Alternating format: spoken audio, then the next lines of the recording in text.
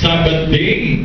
Or ako ba, do I need to observe it on a personal basis, on a regular basis? So, titingnan po natin, yan po ang ilan nating sasagutin.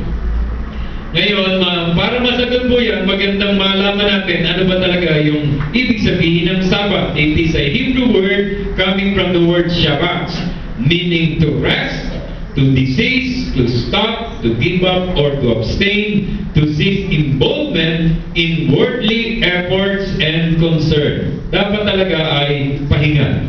Kapag hindi ibig sabihin na Sabbath ay Saturday, pag Sabbath ay Sunday, hindi po ibig sabihin. It means to rest.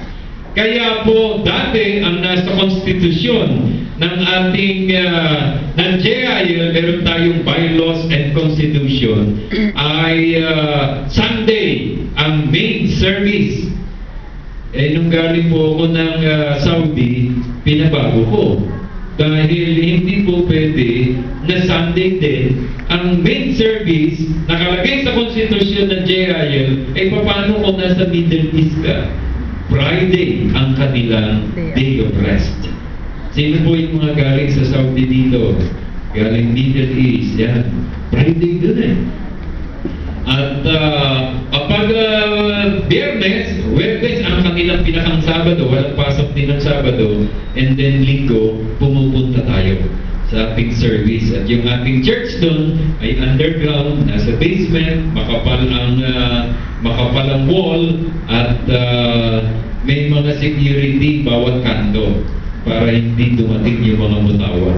Kung dadating man, ay merong kaagad na nakareting mesa at pati pagkain. Kaya pala, na kapag may dumating na mutawa, biglang papasok yung mesa, nasa gate pa lang sila.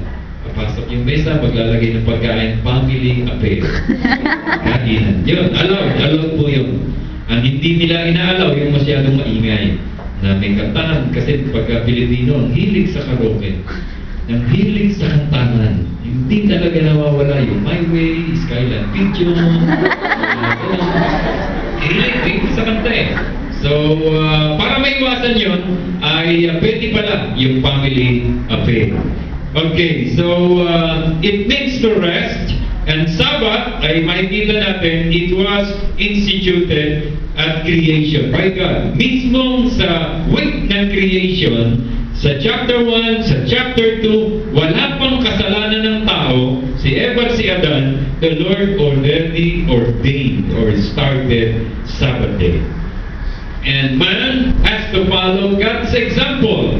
Kung ang Diyos ay inumpisan ng Sabbath, tayong tao ay dapat sumunod.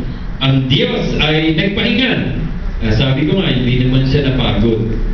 Kasi sabi nun sa Psalm 121, saan nga bang verse nakita yun? Yung hindi siya natutulog o hindi siya inaantok. Psalm 121. Saan verse nga ba yun? Psalm 121. Verse 5 ba? Yan natin. Ang Biblia ang sasagot. Ayun, verse 4. Indeed, he who watches over Israel never slumbers or sleeps. Hindi siya inaantok at hindi siya natutulog. Ang Lord. Tingnan mo nga yung katabi mo. Kung natulog na, huwag mong gigisingin.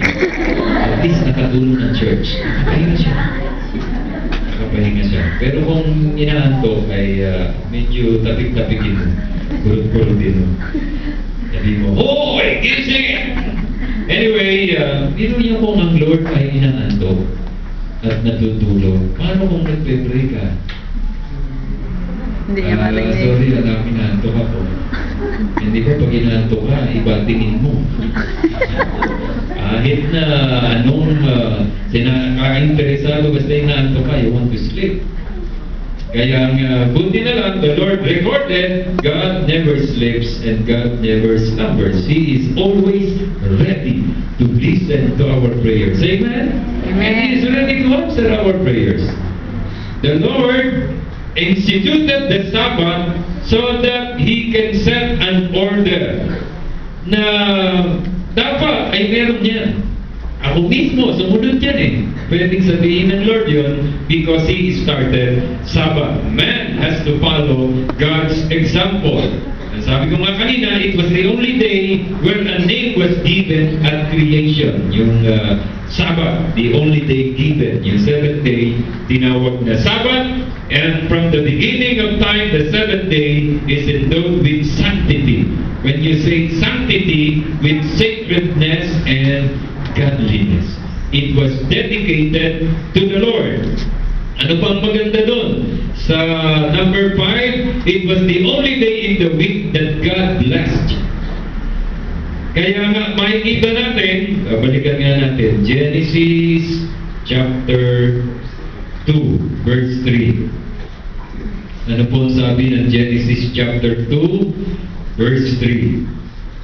2, ano sabi doon sa verse 3? And God blessed the seventh day and declared it holy, because it was the day that He rested from all His work of creation. God blessed the seventh day. Kaya kung ikaw ay mayroong rest day dedicated unto the Lord, doon magandang mag-worship because the Lord blessed that day.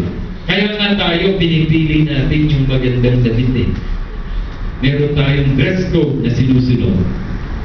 At kanina nga pagpasok ko, nakamotik pala ako. Pwede na akong mag-usher. Pink din ako. Sila naka-pink. Papabata. So, maganda yung gano'n na meron tayong sinusunod. Tapos meron tayong mga apostol na nandito, mga white ladies pala. Kasi meron eh. Gano'n sila. Ganun ba talaga? Yung pagbabae ko pag gano'n. Anyway, yun ang style nila eh. Sinusunod natin, meron tayong mga, may ushers tayo, may mga worship team tayo, ano ba sila, nakabangon pala, dilaw. Sige. Maganda din po yung gano'n eh.